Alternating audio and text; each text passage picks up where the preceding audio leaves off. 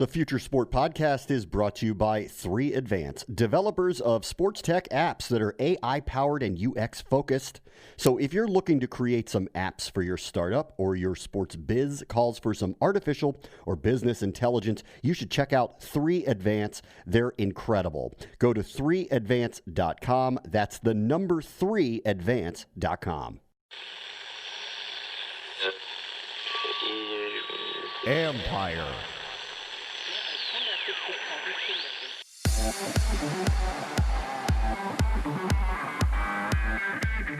The time for eSports have officially come. Well, Super League has always been about taking that connection a level deeper. We want it to be about local gaming. You know, we want it to be about ways that you can get other kids in your neighborhood or on your college campus to game with you. That's Ann Hand, chairman and CEO of the Super League. And if you thought eSports was huge before, wait until it gets its new traction now. This is the Future Sport Podcast. I'm Bram Weinstein.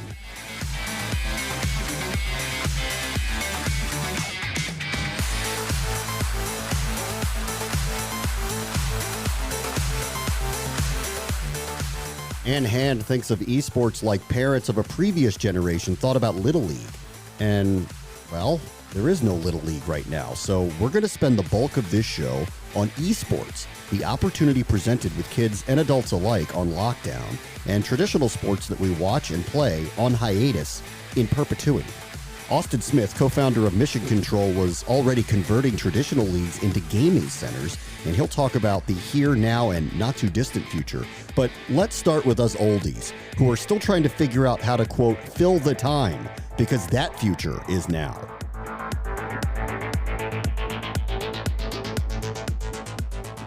So, at the time of this taping, there are very few live sports to watch. What are we going to do? How are we going to cope? Let's figure it out with Steve Gardner from USA Today. Hey, Steve, how are you? I'm doing okay, Bram. How are you? Listen, I'm in this. I get a lot of these questions. How are you going to fill the time? How are you going to fill the space? I'll ask you from your perspective of covering this for USA Today. Without sports, what are you doing? Well, doing a little bit of sports business and sports media stuff. We're looking a lot more at, what the networks are doing, some of the classic games that are on. I mean, that's, for some people, that helps fill the void a little bit. For some, it's simulation sports. It's playing Stratomatic or other baseball board games, things like that. So there are a lot of things right now that we're using. I just worry that in a couple of weeks or maybe months, if this thing drags on, what will we do then? So some of the networks here locally in Washington, you and I are both in the Washington area, Monumental Sports Network and NBC Sports Washington tried some simulated games with the Wizards and the Capitals to play out the season on their schedule. And I saw NASCAR did a very cool iRacing series, and the real drivers were taking part in a simulated race. And they did a full broadcast around it.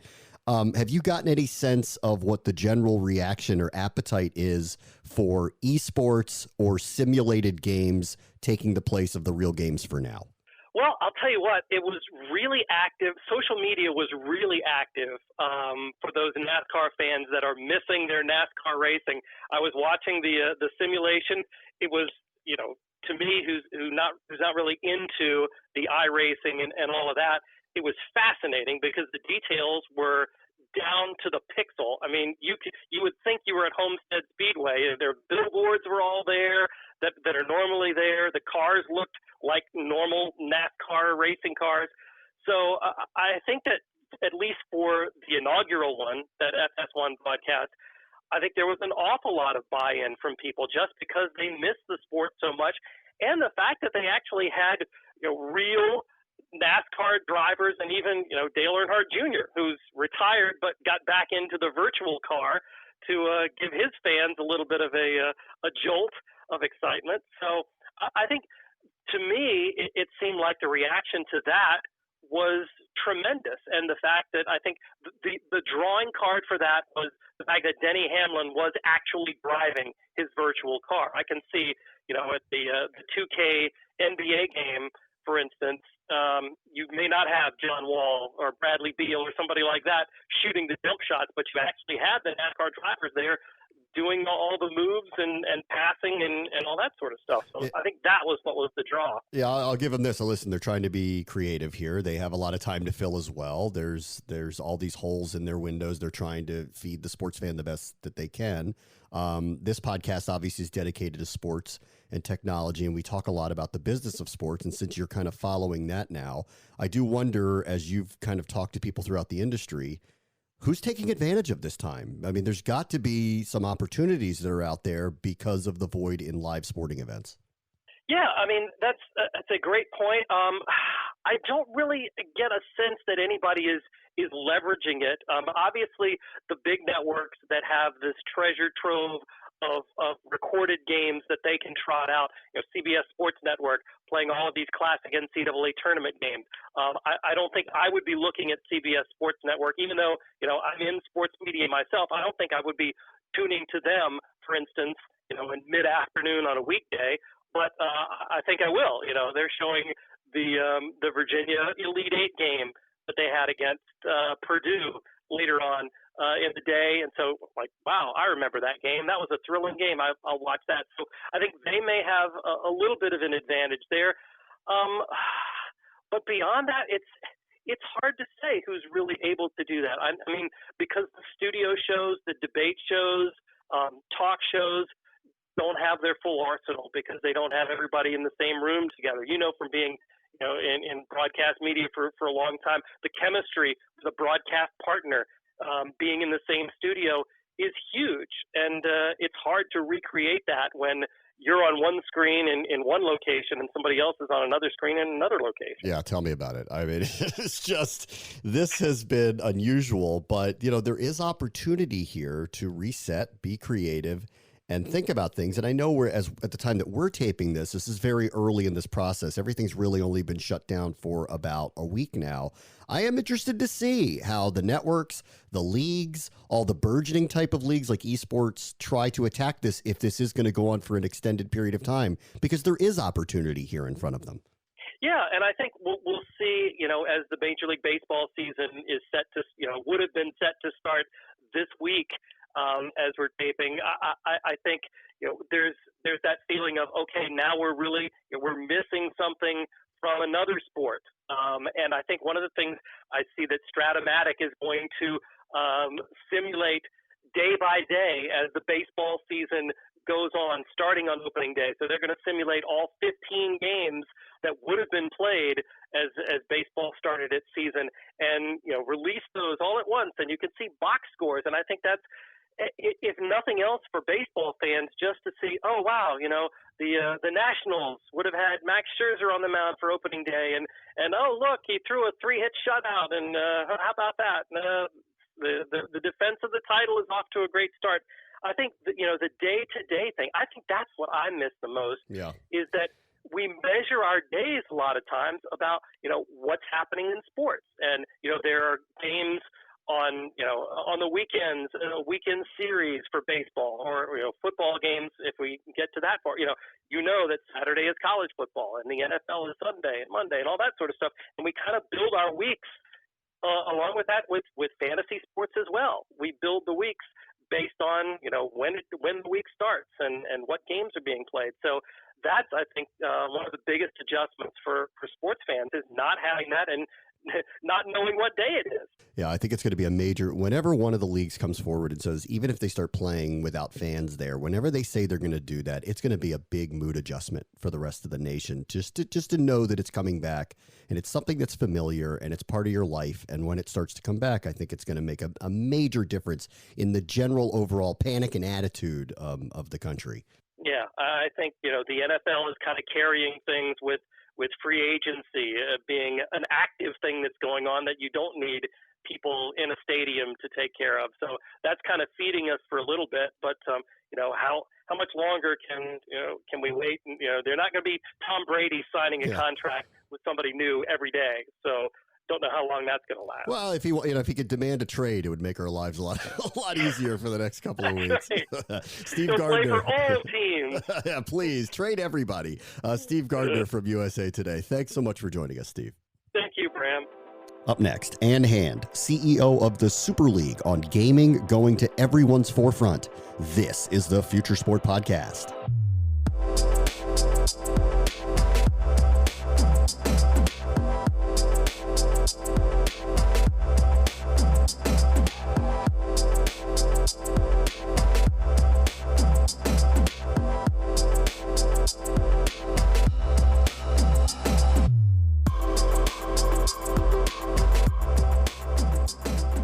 So everybody is shut down and on lockdown, and if listening to health officials staying away from one another is the perfect time to play some games if you are so inclined, which brings us to our guest, Chairman and CEO Ann Hand of the Super League, which is a platform that leads video gamers in a community and content where you can play, you can connect, you can be friends, you can test your skill. Hey, Ann, how are you? Thanks for joining us. Yeah, thank you for having me. I hate phrasing it this way to start this, but there is an opportunity here, for people in this space because it allows you to be social, to use social distancing. How do you kind of view the opportunity that was presented to people like the Super League to expose what they have to people who are looking for distractions? Yeah, no, it's a good point. And you're right. In the midst of all the dire circumstances, gaming really is a way that people can stay connected with their friends. Gaming itself is already very different than when I was a kid going to the arcade. My socialness there was around the game, but when I was playing against the machine. Gaming has changed so much. And so there's a lot of community and chat built into games. With Super League has always been about taking that connection a level deeper. We want it to be about local gaming. We want it to be about ways that you can get other kids in your neighborhood or on your college campus to game with you.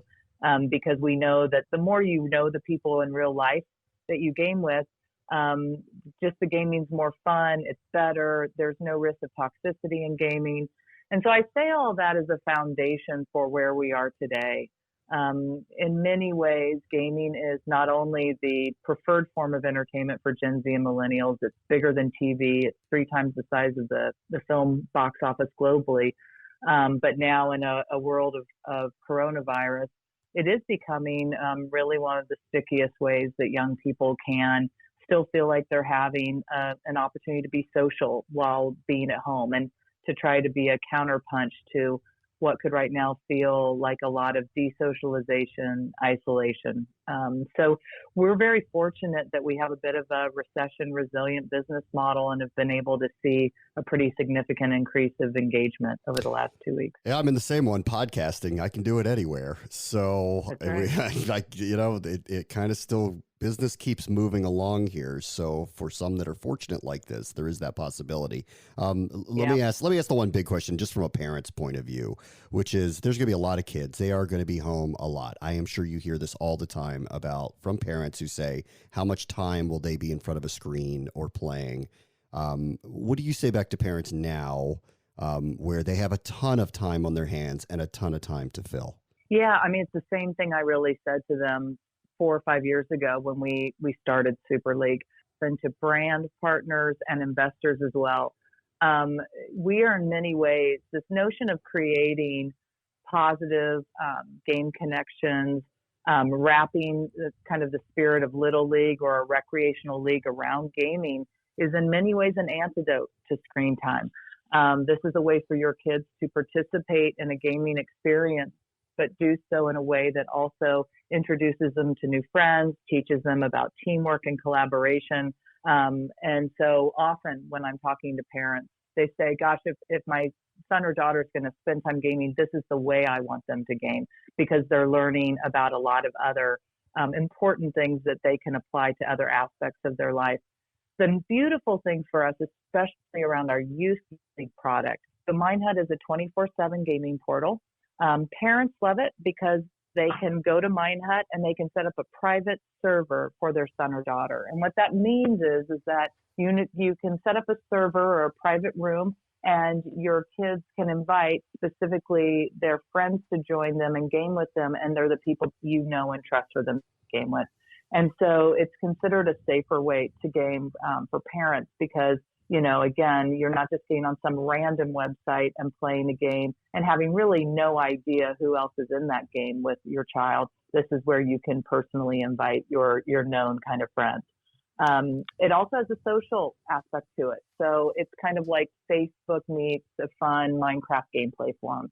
The other beautiful thing about it is because it's built around Minecraft. Minecraft is really probably the most beloved game by educators and parents. And the reason is because it is really based on the fundamentals of STEM learning. And so when your son or daughter is playing Minecraft, they're learning about the basics of coding. They're learning about 3D modeling. 3 of the 4 Girl Scout badges you can earn for STEM learning relate specifically to things that Minecraft has fundamentals in.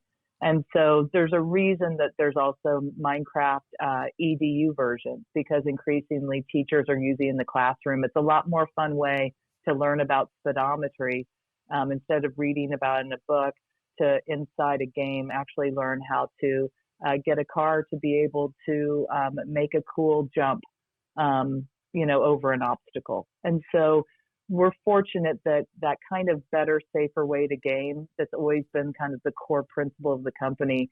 Minehut is a real offering we have for parents and kids that really embodies all of that promise. Let's talk about trends for a minute. You mentioned Minecraft, extraordinarily popular game.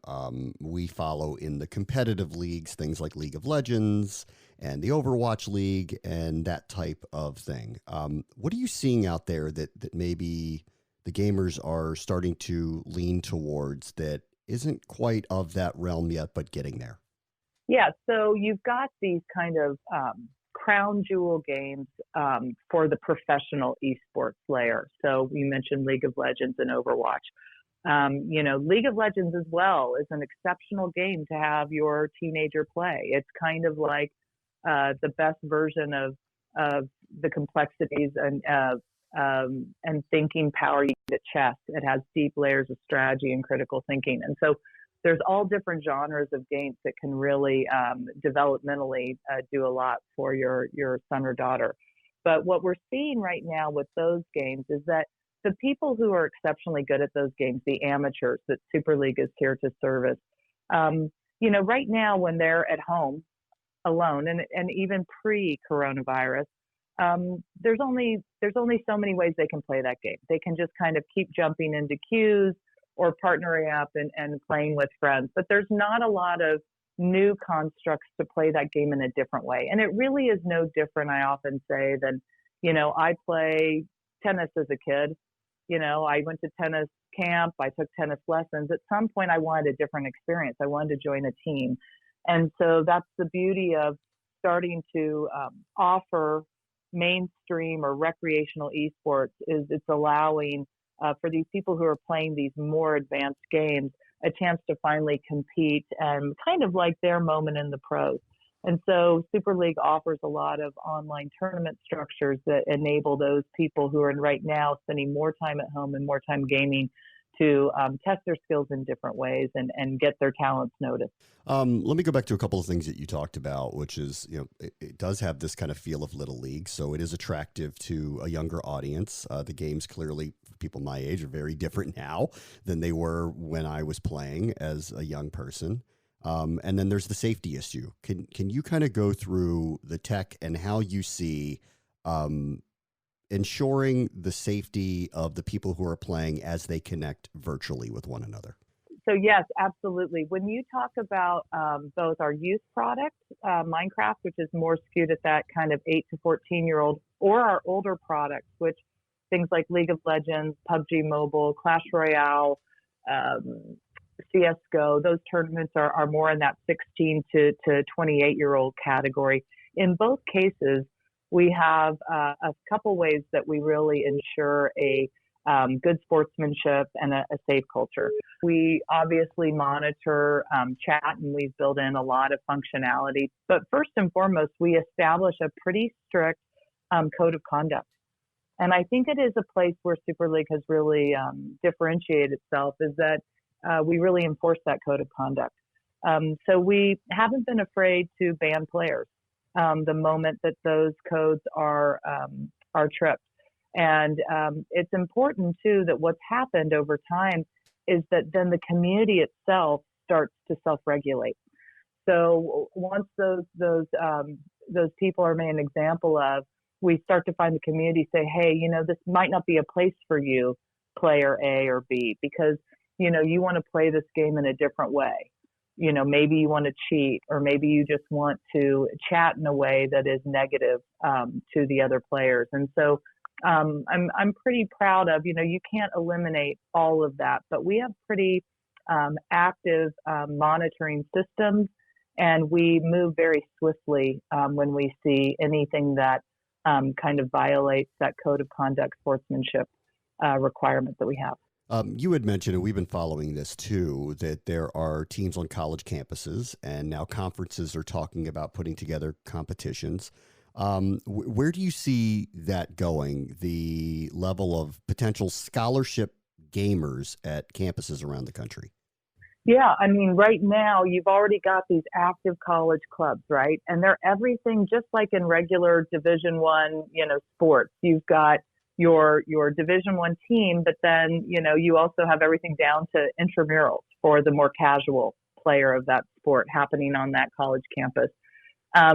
So right now at the kind of the top tier of those eSports college teams, because those are kind of the top 5 or 10 most elite players on each of those campuses, they can continue, like Riot Games running that for their League of Legends eSports teams. They continue, from the comfort of their home to be able to run those competitions. So it's beautiful that it can easily switch to something that is at home and online, where Super League's technology offers an additional solution is really around what's happening for those IM teams, those, intramural or more casual gamers, that instead of it being 5 or 10 players, say on the campus of UCLA or Ohio State University, is actually a few hundred people who love to play League of Legends inside each of those campuses.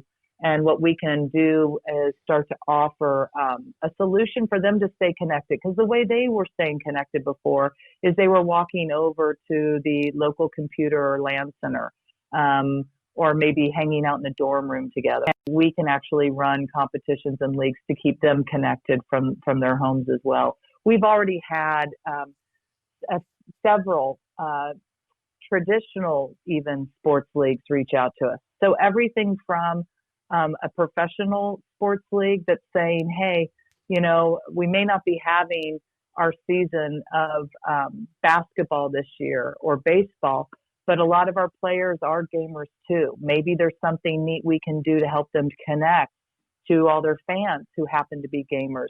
Everything down to, we've had youth sports leagues, again, a youth sports soccer league, say, that have reached out and said, I still want to keep my kids connected, and gaming may be the one way I can do that if they can't get out on the soccer field. So we're pretty excited about the range of applications right now. We can use our technology to keep people socially together in and around the game than the one they had planned to play this season, but it's still connectedness and teamwork. All right, I'll leave you with this. And this is a vague question, but with all the tech changing through the years, 5-10 years from now, how do you envision gaming? Is it more immersive? How are people connecting? How are they playing the games?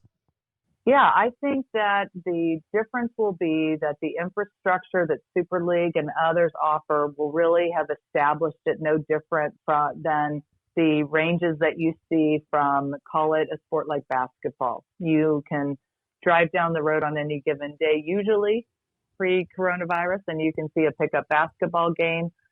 You can see local leagues at gyms all the way through to a great college, match, all the way up to the most elite, professionals in the NBA. And right now, when you look at esports, the infrastructure is just getting laid out at the professional level through the development of teams that have been around for some time, but now the leagues wrapped around them. And, what we've always been about is starting to lay out the infrastructure for everyone below those elite levels. So we're really about, there's 2.5 billion gamers on the planet, 50% of them identify as competitive, and they want their own ways to participate around the games that they love. And so for us, it's about creating leagues and playing fields for you to jump in, whether you're at home or you're physically together, and to get a different kind of competitive experience around that game. Ann Hand is the chairman and CEO of Super League. Thank you. Be well, be safe. Thanks for joining us, Ann. Thank you. You too. Up next, Austin Smith, co-founder of Mission Control, which focuses on giving leagues everywhere a home to compete. This is the Future Sport Podcast.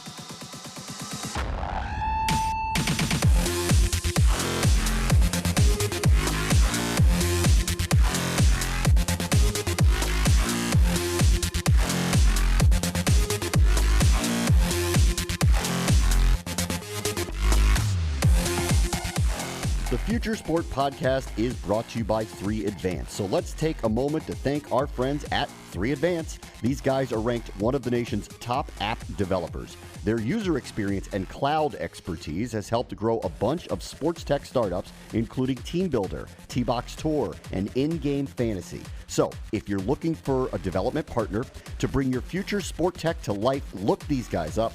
Go to 3advance.com. They're the team to make it happen, and advance you will. That's the number 3advance.com, and tell them Future Sport sent you.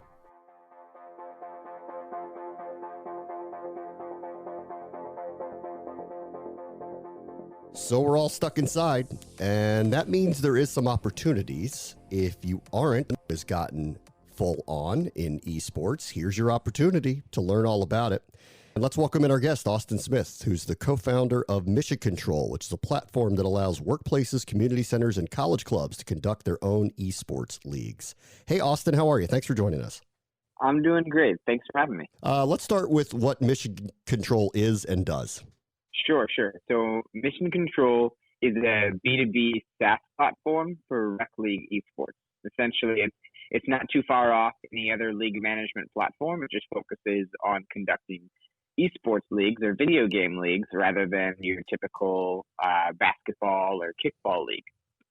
So what we do is essentially help intramural organizations or HR departments or other rec departments host Fortnite leagues and FIFA leagues, just like they might host, a rec basketball league or a beer league softball league or something like that over a summer. So we do the same thing. You can now play FIFA as your Tuesday night activity with a friend. So, listen, I hate using the word opportunity here because this is an outbreak and it's pandemic and it's horrible what's going on. But I don't know any other word to use other than there is an opportunity with some exposure to show people who are looking for entertainment and looking for things to do. There's this opportunity that exists. Can you kind of take us through how you've seen esports and growth in the midst of this very unusual outbreak? Yeah, absolutely. So, it goes beyond opportunity and, things for us or for anybody else in esports. There's a need right now for something specifically that we focus on, and that's community. Part of this, social distancing, part of all of this is that we can't be around each other when, quite frankly, people need each other the most. This is a tough time. This is a scary time for the pandemic, for the economy, for all of these things, and we need each other. And the only way we can organize right now is digitally. And the thing about esports, even though there are a lot of correlations between traditional sports and esports, one thing that esports can do that traditional can't is be digital, and it can facilitate this community digitally. So one of the things that we see, one of the services that we can bring in this tough time for everybody and scary time for everybody, is the idea that, hey, you can use esports as something to gather around. You can use esports as your means for community instead.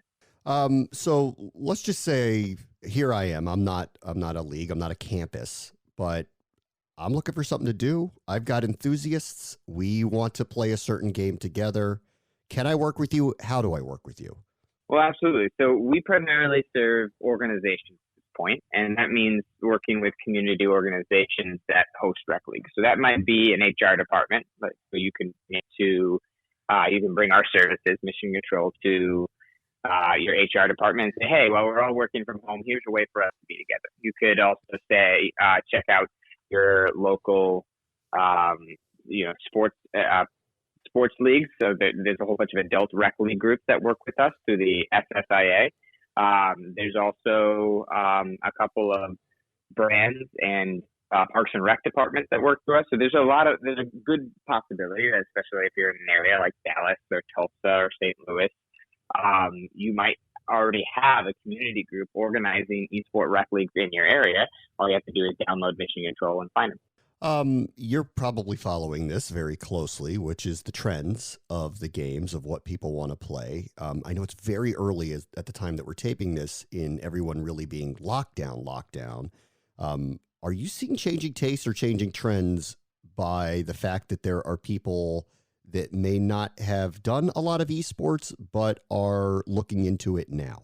I can't see it perfectly from my perspective. The angle that we take, in general, there's 103 million individuals in the United States who play video games together. So those are the people who are playing video games as a multiplayer experience, an average of 8 hours a week. This is a large group of people. And what I think is really happening more than anything is a lot of those people who are already generally comfortable with casual video gaming are just having more time to play, having more time to jump into it, and potentially are just getting more intense about some of the new games that are just out. I don't see too many trends about which game people care about more, other than the typical, ups and downs of different games. Everybody loves Warzone right now. I'm one of those people. There's a lot of people who always play Rocket League, and those people are just playing Rocket League more. There's a lot of people who always play Fortnite, and those people are playing Fortnite more. And I think more than anything, as with the cultural trend that's generally been moving towards acceptance of video gaming and video gaming with others, and just over the past couple of years, I think this is just one more, part of that cultural trend towards the significance of video gaming as a community activity, digitally or in person, that we've seen in the last couple of years. I think that it's more of a quantity. How many people are doing it, rather than anything else. Let's talk about the tech on your end for a moment. What is important for you from a tech perspective of organizing these leagues? What do the users, the leagues, these departments want from you? What you have out there around esports, and what you've had for a while, is a lot of professional play. You have a lot of professional and amateur play. You have varsity play. You have things that are incredibly competitive, and rightfully so. There's a lot of excitement around the competitive of esports. There's a lot of people who are really good at different games. And what those groups serve is a medium for excellence.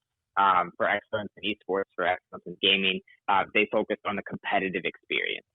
What we've turned around and focused on is the community experience. And that's because I grew up playing video games with my brother, with my friends. It's just a way to hang out. I'm not very good. I don't really care to be good. I play as a way to spend time with others, as a way to spend time with my brother, for example. And I know that there's a lot of other people out there like me who don't really care about the competitive aspect, should totally be there and exist and expand. But there's a large group of people out there who just care about the recreational aspect.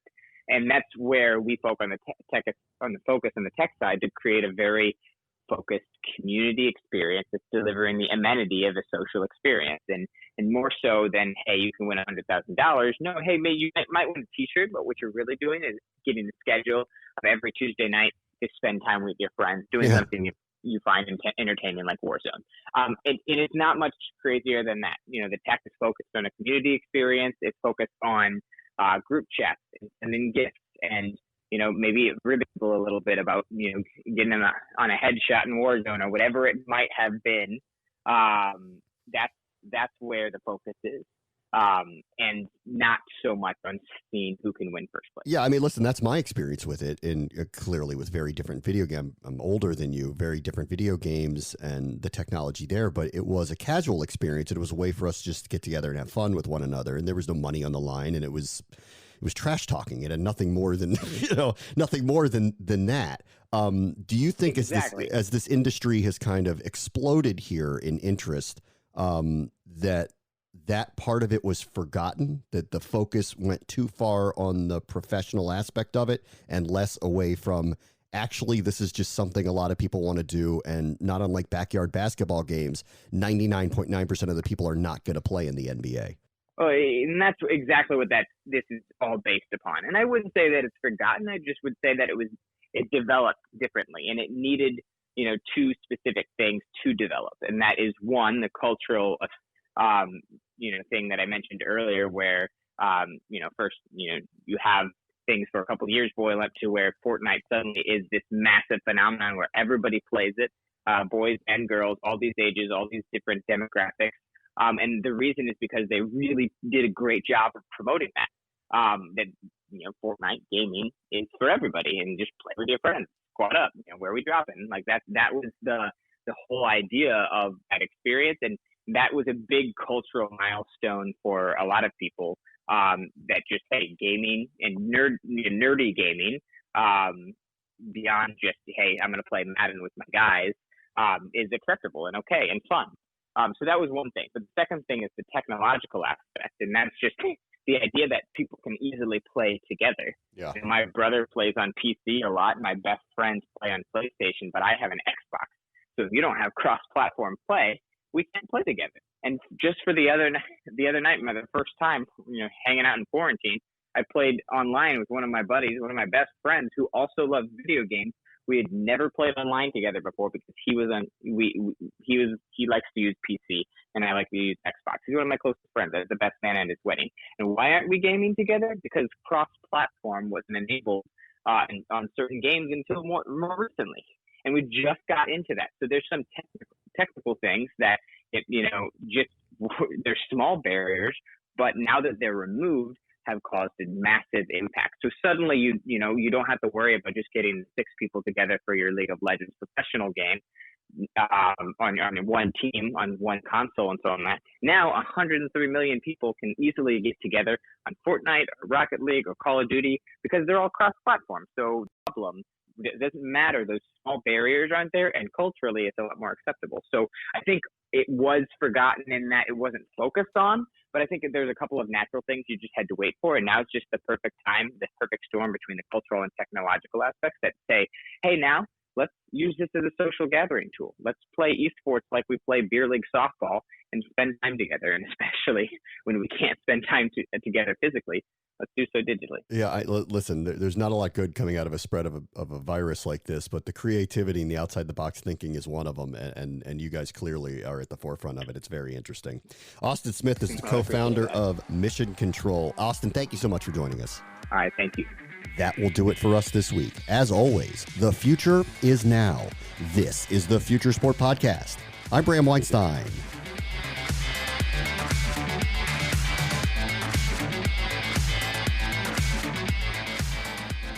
The Future Sport Podcast is brought to you by 3 Advanced, developers of sports tech apps that are AI-powered and UX-focused.